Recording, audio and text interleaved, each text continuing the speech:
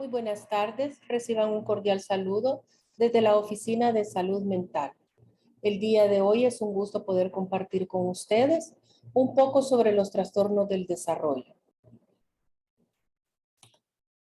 Tenemos que los trastornos generalizados del desarrollo o trastornos del espectro autista son un grupo de trastornos de alteraciones cualitativas de la que es la interacción social, de las formas de comunicación y de un repertorio repetitivo, pero sobre todo estereotipado, pero restrictivo de los intereses y actividades de los niños y niñas. Estas anomalías se presentan en todas las situaciones. Dentro de esos trastornos generalizados se encuentran el autismo infantil, el autismo atípico, el síndrome de Rett, el trastorno desintegrativo de la infancia y el síndrome de Asperger. Entonces vemos que son trastornos biológicos del desarrollo que causan problemas, sobre todo con la interacción social y la comunicación. Así también afecta lo que es el comportamiento y el aprendizaje. ¿Por qué? Porque generalmente este está asociado con una conducta que incluye intereses restringidos y comportamientos repetitivos que día a día ellos van mostrando. Generalmente comienzan en la infancia temprana, antes de los 3 años. Sabemos que los primeros 5 años de vida son críticos, pero para esa patología es importante hacer un diagnóstico antes de los 3 años, con una alteración o retraso de las funciones relacionadas con la maduración del sistema nervioso central y tienen pues un curso constante, a diferencia de las remisiones y recaídas que tienden a caracterizar a muchos de otros trastornos mentales que ya conocemos. A pesar que tienen su inicio en la infancia, los trastornos del desarrollo tienden a persistir hasta la edad adulta. Por lo tanto, es importante el tratamiento y el seguimiento después de la detección. Cuando hablamos de autismo infantil, decimos que muestra una alteración del desarrollo que aparece en los primeros años de vida y que se acompañan de conductas simples y repetitivas, extrañas en ocasiones, mostrando aparentemente poco interés hacia las personas o todos aquellos que le rodean. Pero si hablamos del autismo atípico, este va a englobar a aquellas personas que no cumplen claramente con los criterios de los anteriores diagnósticos, porque hay una causa no evidente. El desarrollo de las alteraciones comienza a manifestarse después de los 3 años y faltan anomalías en 1 o 2 de las 3 áreas que vamos a ver más adelante.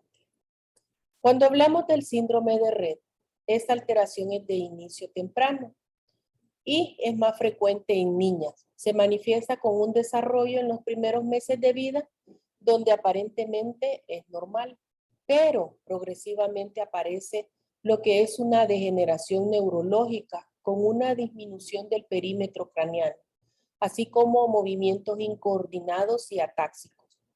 Pierden la expresión facial, las habilidades de contacto interpersonal que ya habían desarrollado.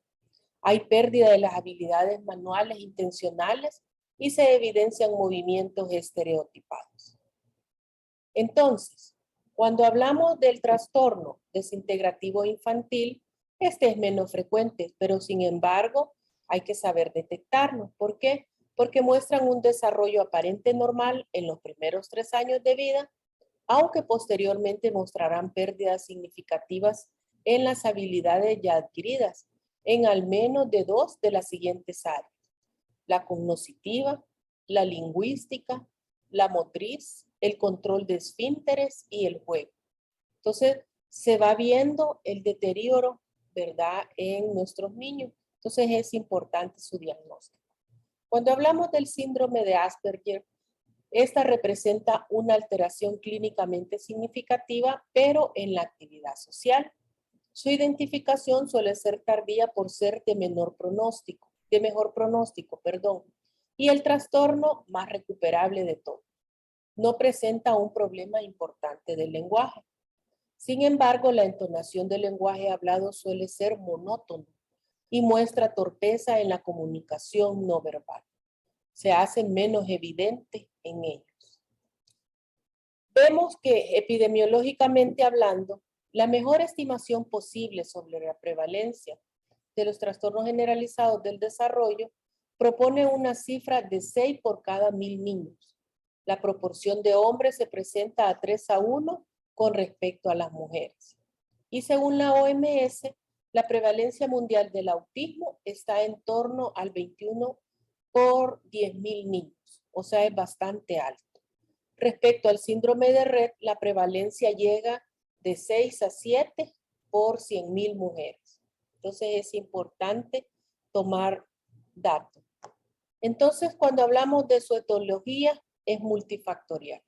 ¿Verdad? Pueden haber factores genéticos o de otro tipo, ¿verdad? Ambientales. Entonces vemos que son condicionantes los congénitos y los hereditarios, pero también los prenatales. ¿Por qué? Suele haber tabaquismo materno, abuso de sustancias en ambos padres, así como los perinatales, bajo peso al nacer, prematurez, las cuales generan deficiencias neurofisiológicas en el sistema nervioso del lactante. Estas se manifiestan como dificultades en el temperamento, deficiencias cognitivas y retrasos motores. Dentro de los factores de riesgo postnatales está la exposición a toxicidad mineral, llámese plomo, cadmio y manganeso como los más frecuentes que se pueden presentar. Etiología. Las causas genéticas identificables no son más que en el 10% de los casos y suele ser frágil.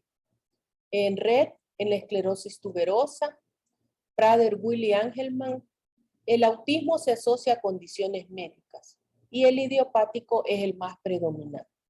Entonces, cuando hablamos de una etiología poligenética que combina efectos ambientales, epigenéticos, se sugiere que el autismo puede resultar de la interrupción del desarrollo normal cerebral en las etapas fetales tempranas, asociados a defectos de genes que controlan el crecimiento cerebral y que regulan el modo de comunicación neural. Entonces, al verse interrumpido, vamos a tener la deficiencia. Se agregan asimismo la incompatibilidad inmunitaria, las agresiones pre y perinatales como factores más contribuyentes. Como hablábamos, el consumo de sustancias es el más predominante. Se han descrito cifras anómalas de metabolitos de la dopamina y de la serotonina en el líquido cefalorraquídeo en algunos grupos. Entonces, esta alteración puede generar este daño. Entonces, los elementos estresantes, sobre todo psicosociales y familiares, se asocian a una exacerbación de los síntomas. Del trastorno desintegrativo, pues se conoce su etiología, pero puede estar asociado a trastornos neurológicos como la epilepsia, la esclerosis tuberosa y diversas enfermedades metabólicas. En el síndrome de Asperger también se desconoce la causa, pero los estudios familiares respaldan la presencia de factores contribuyentes de naturaleza genética, metabólica, infecciosa y perinatal.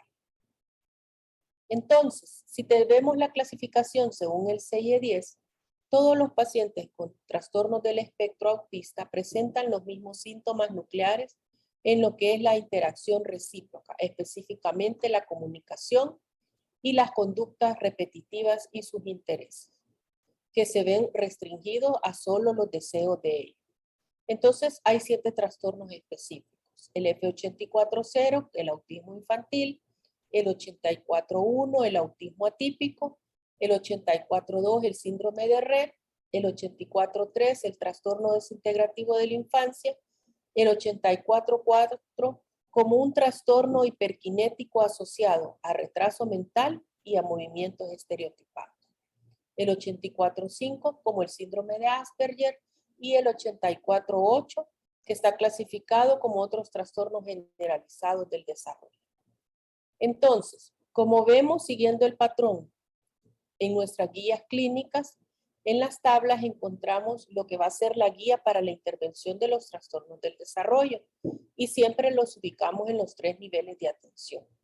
Entonces decimos, en la historia clínica, ¿verdad? Debe de especificarse y dirigirse a la persona que cuida al niño. ya sean sus padres, sus cuidadores o responsables.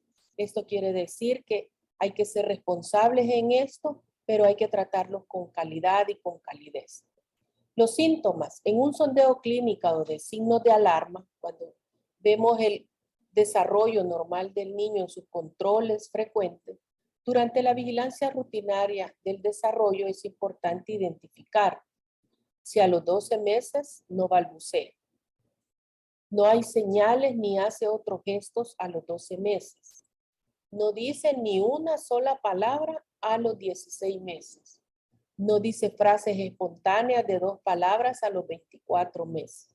La más frecuente que con alegría como padres esperamos que o nos digan mamá, nos digan papá, te amo, a medida que ellos van creciendo y van aprendiendo el lenguaje. Cualquier pérdida de las habilidades de lenguaje o sociales a cualquier edad, ¿verdad? Es importante detectarlo en todos los niveles de atención. Entonces vamos a buscar síntomas de acuerdo a las áreas de desarrollo del niño. Si hablamos específicamente del área de la socialización, no sonríe, parece que prefiere jugar solo, obtiene cosas por sí mismo, es muy independiente, hace cosas a una edad temprana, tiene dificultad para hacer contacto visual, está en su propio mundo, como lo describen muchos padres. Inicialmente se pueden sentir muy alegres porque son independientes, no necesitan de que uno esté pendiente de ellos, por así decirlo, juega solo, interactúa solo, pero eso, ojo, ¿verdad? Hay que tener un poco de cuidado en eso. Se desconecta definitivamente de los demás y no está interesado en interactuar o jugar con otros niños. Si nos vamos al área de la comunicación, no responde cuando se le llama por su nombre. No puede explicar lo que quiere. Está retrasado en su habla. No sigue las instrucciones. A veces parece sordo, ¿verdad? Se le habla, se repite lo que se quiere y él no responde. Parece escuchar algunas veces y otras no. No señala o no sabe decir adiós con la mano. Decía algunas palabras, pero ahora comienzan a notar que ya no. Pan, agua, que quizás son como las más frecuentes, que son sencillas, dejan de repetirlas. Pero si ya nos vamos al área de la conducta, hace berrinches con mucha más frecuencia, es muy hiperactivo, poco cooperativo o es muy oposicionista. No sabe cómo jugar con los juguetes, ¿verdad? Los desarma, los destruye, como querramos llamarle, y llama la atención. Se fija en una cosa o en un objeto una y otra vez. Se vuelve un patrón repetitivo. Camina de puntillas. Muestra un apego exagerado a ciertos juguetes y objetos raros. Va alineando cosas, ¿verdad? Según su perfil. Es muy sensible a sonidos o a ciertas texturas. No es que sea sensible por algún sonido de que está pasando las hojas del diario, por así decirlo, el padre o el cuidador, sino que el hecho de cómo lo expresa es lo que llama la atención. Y tiene movimientos raros y repetitivos.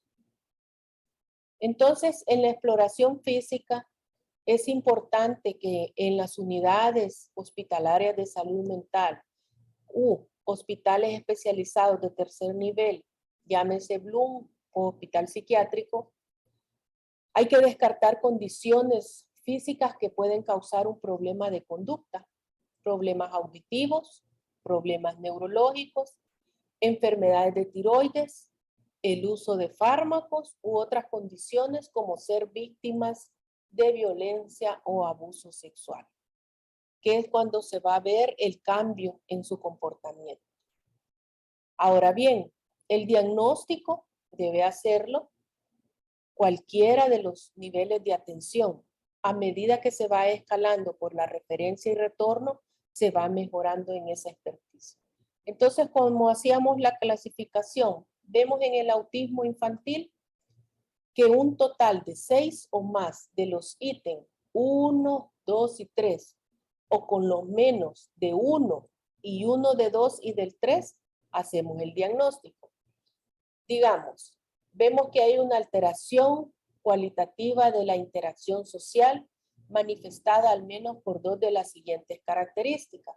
Entonces, si al menos de 2 de esta y podemos tener 1 de la alteración cualitativa de la comunicación manifestada al menos por una de las siguientes, pero también presenta patrones de comportamiento, intereses y actividades restringidas que sean repetitivas del interés y que resulte anormal, sea en su intensidad, sea en su objetivo. Entonces, con ellos podemos hacer el diagnóstico. Entonces decimos, hay una importante alteración del uso de múltiples comportamientos no verbales, como evitar el contacto visual, la expresión, las posturas corporales, los gestos reguladores de la interacción social, ¿verdad? No se ven presentes. Hay una incapacidad para desarrollar relaciones con los compañeros adecuados a su nivel, ¿verdad? Ausencia de la tendencia espontánea para compartir con otras personas, lo que son la parte de disfrutar, los intereses o los objetivos, no los muestran o traen o señalan objetos de interés, pero no lo expresan verbalmente. También podemos tener en el área de la comunicación un retraso o una ausencia total del desarrollo del lenguaje oral. Es decir, no está acompañado de intentos para compensarlo mediante modos alternativos de comunicación, tales como gestos o mímicas, dependiendo de qué tanto se eduque al niño o a la niña. Ellos solo señalan y usted como padre o responsable se lo entrega. Pero a medida él va creciendo, vamos viendo que en estas patologías ellos no muestran esa parte. También puede haber una utilización estereotipada y repetitiva del lenguaje o de un lenguaje idiosincrásico. O sea, no es palabra frecuente o común que vaya a estar mencionando. Ausencia de un juego realista espontáneo, variado, o de juegos de imaginación social propios del nivel de desarrollo. Pero si ya hablamos de patrones de comportamiento, hay una preocupación que va a absorber definitivamente por uno o más patrones estereotipados y restrictivos de interés y que nos va a llamar la atención. Los padres nos lo van a mencionar porque resulta anormal, sea en su intensidad o sea en su objetivo. Hay adhesión aparentemente inflexible a rutinas o rituales específicos no funcionales. ¿Verdad? Podemos estar repitiendo como ellos cuando los niños que no tienen estas patologías nos dicen, ¿y por qué? ¿Y por qué? Y usted le sigue explicando y él, ¿y por qué? En estos niños vemos completamente la ausencia de esa diferencia. También tenemos manierismos motores estereotipados y repetitivos, aleteo o giro de las manos o los dedos o movimientos complejos de todo el cuerpo, ¿verdad? Hay preocupación persistente por parte de objetos, ¿verdad? Que le llama mucho más la atención. Como veíamos, depende de la textura, si es de su agrado, va a querer tener esa parte. También puede haber un retraso o un funcionamiento anormal de al menos una de las siguientes áreas que aparece antes de los 3 años de edad. La interacción social, el lenguaje utilizado en la comunicación social o un juego simbólico e imaginativo. El trastorno, no se explica mejor por la ausencia del trastorno de red o de un trastorno desintegrativo infantil. Vimos cómo eran sus características que se presentaban después de los 3 años. Entonces, eso nos puede ayudar a hacer un diagnóstico diferencial. Entonces, vemos, si hablamos del autismo atípico, hay un desarrollo anormal o alterado que se hace evidente, pero después de los 3 años. El criterio es como el de autismo, pero su excepción va a ser el inicio. Existen alteraciones cualitativas en la interacción social o en la comunicación o en sus patrones de comportamiento e interés. Van a haber actividades restringidas que solo él desea hacer, que nadie más quiere que las haga con él, ni compartirlas con nadie más. Se vuelven estereotipadas, pero sobre todo repetitivas. El criterio es como del autismo, pero la excepción es que no es necesariamente para satisfacer los criterios para el número de las áreas de anormalidad. No tenemos que ir como encajándonos, ¿verdad? Sino que a medida se van detectando, se deben de ir tomando en cuenta. El trastorno no cumple con los criterios para el diagnóstico de autismo.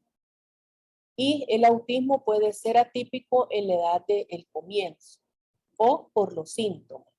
Para propósitos de investigación, los dos tipos se diferencian por un quinto criterio, ¿verdad? Entonces, vemos que definitivamente es importante tener esa parte de la edad y del comportamiento que vayan a tener. Si hablamos del trastorno de red, todas las características siguientes deben estar presentes. Desarrollo prenatal y perinatal aparentemente normal. Hay un desarrollo psicomotor aparentemente normal durante los primeros 5 meses después del nacimiento. La circunferencia craneal es normal, ¿verdad? En el nacimiento. Hay un segundo criterio que es la aparición de todas las características siguientes después del periodo del desarrollo normal. Hay una desaceleración del crecimiento craneal entre los 5 meses y los 48 meses de edad. Hay pérdida de las habilidades manuales intencionales previamente adquiridas entre los 5 a los 30 meses de edad, con el subsiguiente desarrollo de movimientos manuales estereotipados, que puede ser escribir, rayar, manchar, hacer círculos, rayas, o el de lavarse frecuentemente las manos. Hay una pérdida de la implicación social en el inicio del trastorno, aunque con frecuencia la interacción social se desarrolla posteriormente. Hay una inadecuada coordinación de la marcha en los movimientos del tronco. Por eso decía que caminaba en puntillas. Desarrollo de un lenguaje expresivo y receptivo gravemente afectado, con un retraso psicomotor grave. Él es mucho más evidente y se presenta, como decíamos, después de los 5 meses de haber nacido. Si hablamos de un trastorno desintegrativo infantil, en este el desarrollo es normal, por lo menos los primeros 2 años posteriores al nacimiento, y se manifiesta por la presencia de una comunicación verbal y no verbal. Hay relaciones sociales, juego y comportamiento adaptativo apropiados a la edad. Hasta ahí aparentemente estamos bien, pero también se va a ver una pérdida clínicamente significativa de habilidades previamente adquiridas, que eso es lo que llama la atención antes de los 10 años de edad, o por lo menos en las siguientes áreas: en el lenguaje, en sus habilidades y comportamientos, en el control de esfínteres, en el juego y sus habilidades motoras, sobre todo la psicomotricidad fina. Vemos que hay anormalidades en por lo menos 2 de las siguientes áreas. Hay una alteración cualitativa de la interacción social. Hay alteración en los comportamientos no verbales. Hay una incapacidad para desarrollar relaciones con los compañeros. Ausencia de reciprocidad social o emocional, el afecto, el apego, ¿verdad? Que se puede ver afectado. Alteraciones cualitativas de la comunicación. En el lenguaje hablado hay un retraso o una ausencia, hay una incapacidad para iniciar o sostener una conversación, hay una utilización estereotipada y repetitiva del lenguaje, ausencia del juego realista variado, entre otros. Y lo más importante también, y no menos, son los patrones de comportamiento. Los intereses y las actividades se ven restrictivas y estereotipadas, por lo que se incluyen estereotipos motores y manierismo, que es el movimiento repetitivo que se va a estar presentando en ello. El trastorno no se explica mejor por la presencia de otro trastorno generalizado del desarrollo o de esquizofrenia. Si hablamos del trastorno de Asperger, vamos a ver que hay una alteración cualitativa de la interacción social. Se manifiesta por dos de las siguientes características.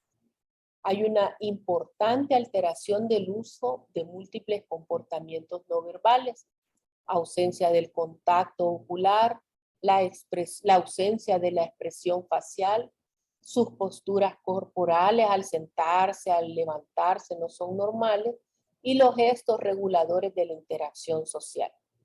Hay una incapacidad para desarrollar relaciones con sus compañeros apropiadas al nivel de desarrollo en que se hace el diagnóstico. Ausencia de la tendencia espontánea a compartir, a disfrutar en sus intereses y sus objetivos con otras personas. Por ejemplo, no mostrar, traer o enseñar a otras personas objetos de interés, porque son exclusivos de él o de ella. Patrones de comportamiento. En este vemos intereses y actividades que van a estar restrictivas, repetitivas y estereotipadas, manifestados al menos por una de las siguientes características.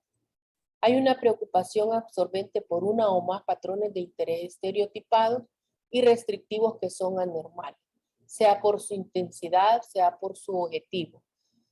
A esto se refiere cómo ellos se van a manifestar por querer poseer lo que tienen o lo que encuentran en su camino.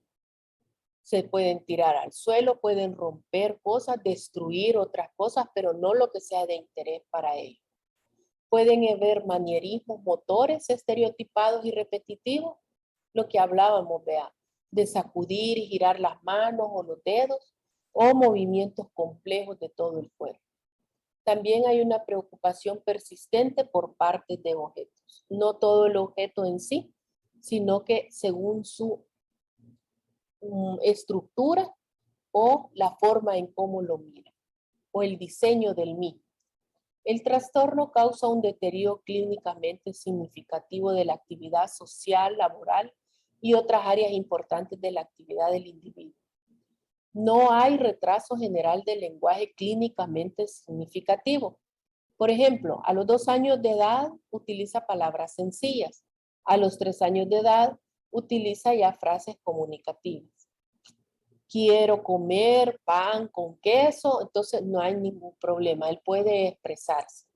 No hay retraso clínicamente significativo del desarrollo cognitivo ni del desarrollo de habilidades de autoayuda propias de la edad. Hay un comportamiento adaptativo. Esto quiere decir que es distinto de la interacción social. Y hay una curiosidad acerca del ambiente durante la infancia. Ya hay una interacción un poco mejor. Por eso mencionábamos que este trastorno tiene un mejor pronóstico. Y no cumple los criterios de otro trastorno generalizado del desarrollo ni de la esquizofrenia. Entonces, para poder hacer un buen diagnóstico, además de la información que nos puedan llevar los padres, el cuidador o responsable, vemos que están las pruebas de laboratorio para descartar otras condiciones físicas que pueden afectar la conducta a nivel de hospitales. También tenemos pruebas de gabinete, ¿verdad? Que es importante una resonancia magnética, las electroencefalografías, las audiometrías y el electroencefalograma. Aquí hice lectura mal, son electromiografías.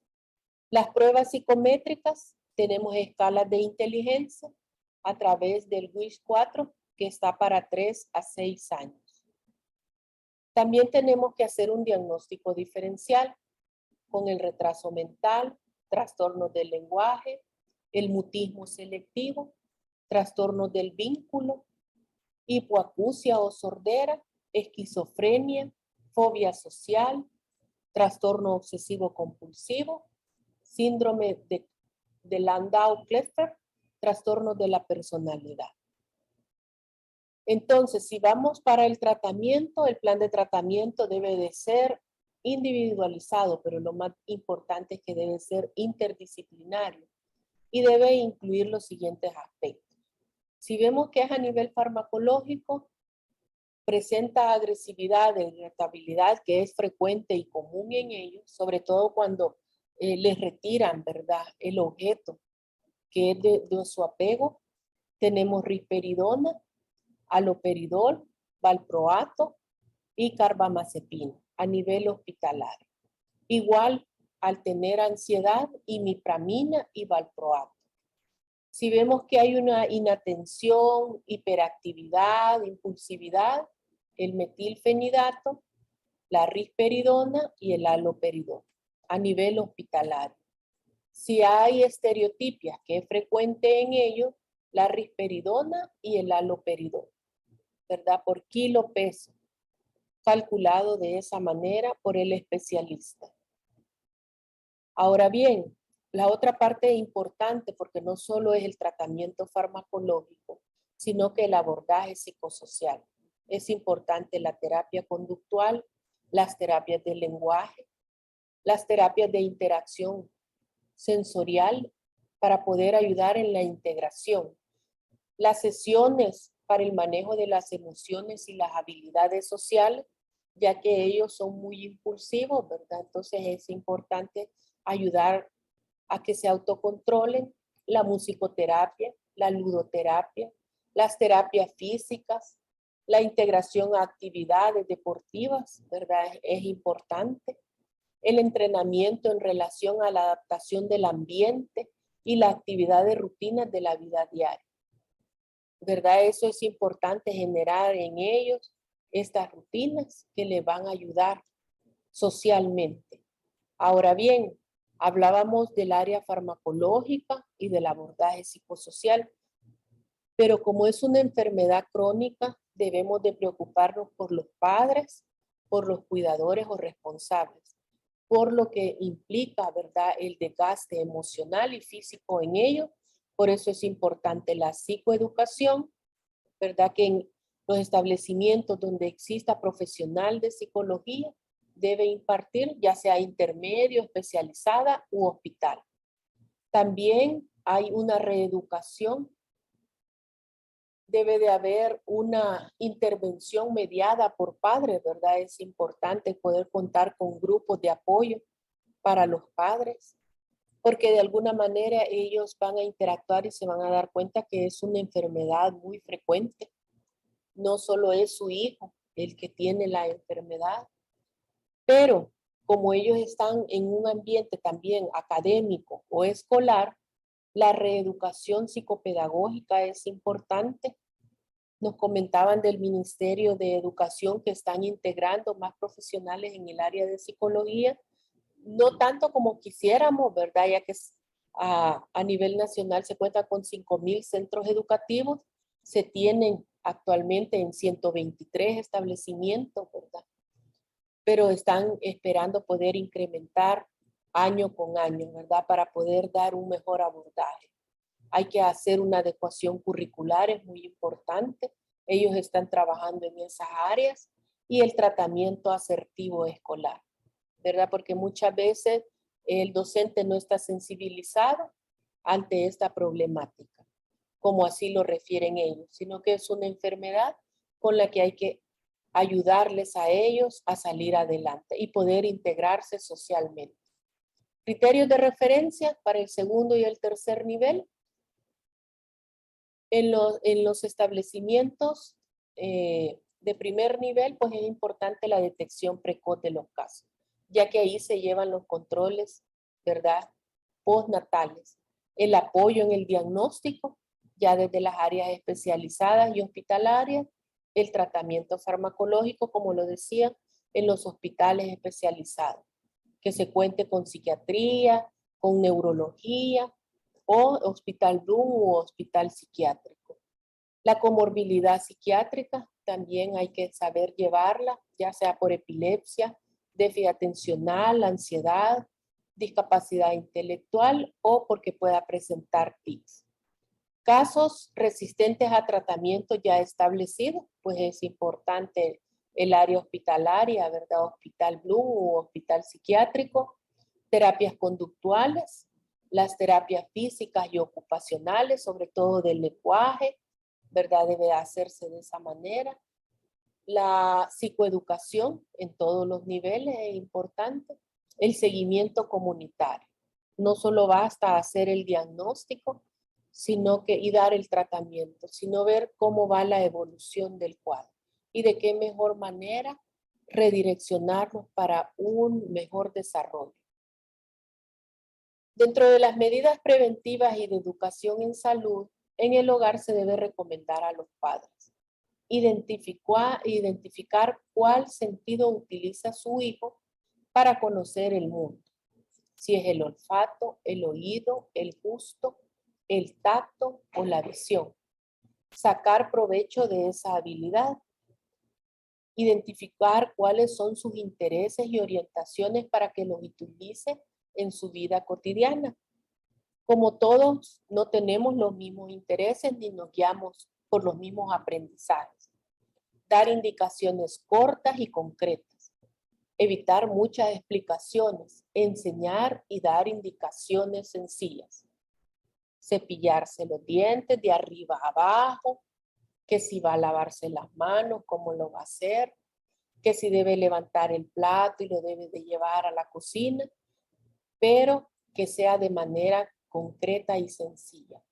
Usar recompensas inmediatas. Después que el niño realiza la conducta deseada, es importante una recompensa, que puede ser con un abrazo, ¿verdad? Muchas veces. O el que le dedique 5 minutos más al juego que él desea.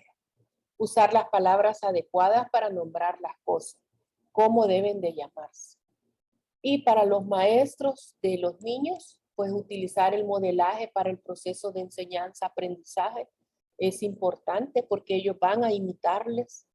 Usar las palabras adecuadas para nombrar las cosas, ¿verdad? Muchas veces lo hacen de otra manera y eso los confunde a ellos. Tenemos también, ¿verdad? Dentro del apartado de nuestras guías clínicas, lo que es nuestro flujograma, que no es más que la detección, la referencia, el manejo que se le va a dar, quién lo va a hacer, si hay una comorbilidad, a dónde lo va a redirigir, el tratamiento farmacológico, que es importante, así como el tratamiento psicosocial. Pero lo más importante, ¿verdad?, es el seguimiento y el apoyo que debe dársele a los padres, cuidadores o responsables. Esta es mi intervención. ¿Alguna pregunta? Sí, Yamilet, ¿cuál es la pregunta?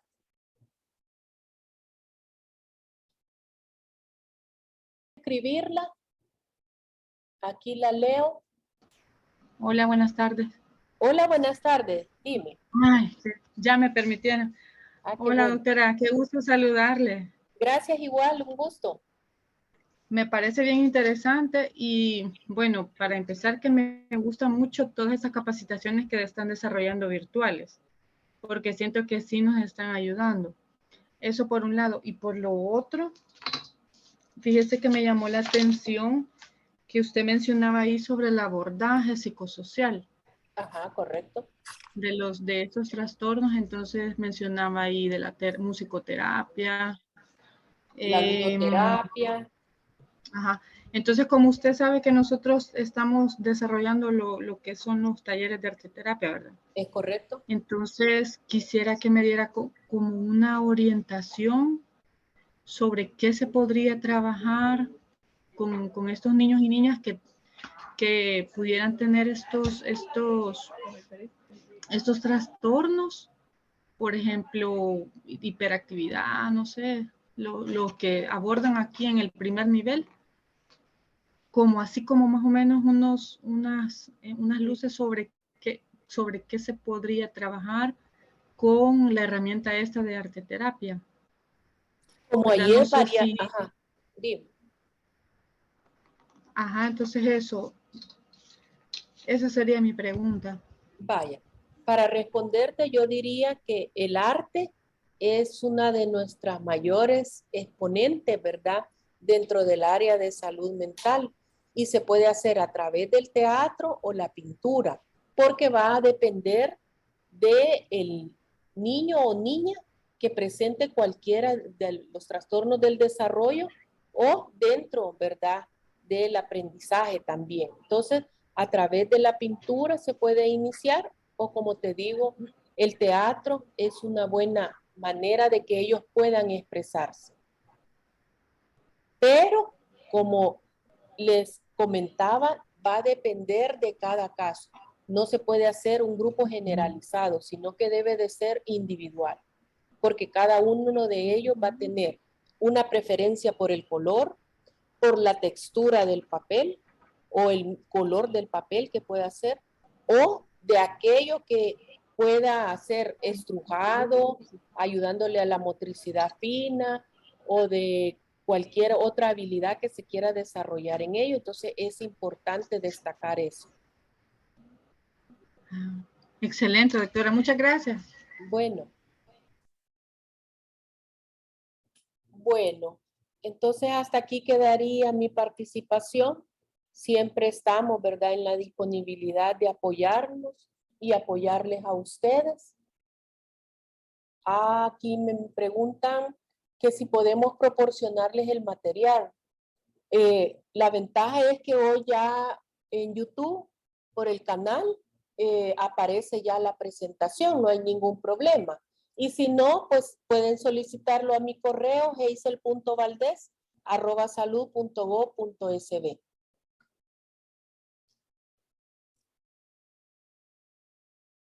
Bueno, que tengan feliz día.